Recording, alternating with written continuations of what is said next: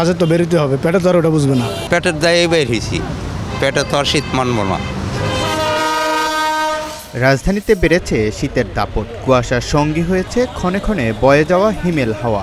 বৃহস্পতিবার সকাল থেকে কুয়াশার চাদরে ঢাকা পুরো রাজধানী, এমনকি বিকাল ৩টায়ও সূর্যের দেখা মেলেনি। শীত বাড়তে থাকায় সাধারণ মানুষের জীবন স্থবির হয়ে পড়েছে। এবারের বেশি ভোগান্তিতে পড়তে হচ্ছে গৃহহীন, ছিন্নমূল ও কর্মজীবীদের।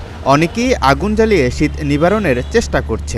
আরে প্রচুর শীত, এটা তো বলাই লাগে না, বুঝেন না, এটা তো বলাই লাগে না, অনেক শীত। প্রতিদিনের ন্যায় আজকে একটু বেশি আর কি দুর্ভোগ হচ্ছে আমাদের, কারণ আমরা অন্যান্য দিনের মতো কাজ ঠিক মতো করতে পারছি না, এখনও আলো ঠিক মতো আসে নাই, প্লাস আমাদের আসা যাওয়া চলাফেরা সব কিছুতেই লেন্দি হচ্ছে। আমরা পেটের জন্য বেরিয়েছি, রিজিকের জন্য। এখন না বেরোলে তো এটা সমস্যা, এখন কাজে তো বেরোতে হবে, পেটে তো আর ওটা বুঝবে না। কাজ করে তো আমাদের খাইতে হবে নাকি। তবে শীতটা বেশি পড়ে গেছে, তারপর এটা এখন মাত্র শুরু, এই মাসে তো শীত আরও পড়বো। শীতের সময় তো কষ্ট হচ্ছে, আমাদের কামাই করতে খুব কষ্ট হচ্ছে শীতের। পেটের দায়ে বের হয়েছি, পেটে তো আর শীত মানব না। কাজ কাম করতে অনেক কষ্ট হইতেছে, এই কারণে মানে আগুনটা পোয়া একটু শরীরে গরম করে আবার কাজ কাম করুম আর হাত পাও, তারপরে গেলে আপনার অনেক ইয়ে লাগতেছে।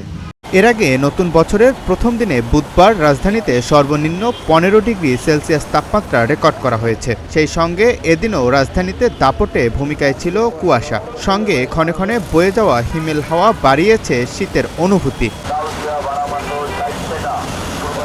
আবহাওয়া অধিদপ্তর জানিয়েছে, চলতি জানুয়ারিতে দেশে শীতের তীব্রতা আবারও বৃদ্ধি পেতে পারে। সেই সঙ্গে এ মাসে কয়েক দফায় শৈত্যপ্রবাহ বয়ে যেতে পারে। অন্যদিকে আগামী ৮-৯ জানুয়ারি বিচ্ছিন্নভাবে দেশের বিভিন্ন স্থানে বৃষ্টিপাতের সম্ভাবনা রয়েছে। এছাড়া আগামী ২ থেকে ৩ দিন পর কুয়াশার পরিমাণ কমে আসতে পারে বলেও জানিয়েছে আবহাওয়া অধিদপ্তর। জাকারিয়া রবিউল, প্রতিদিনের বাংলাদেশ।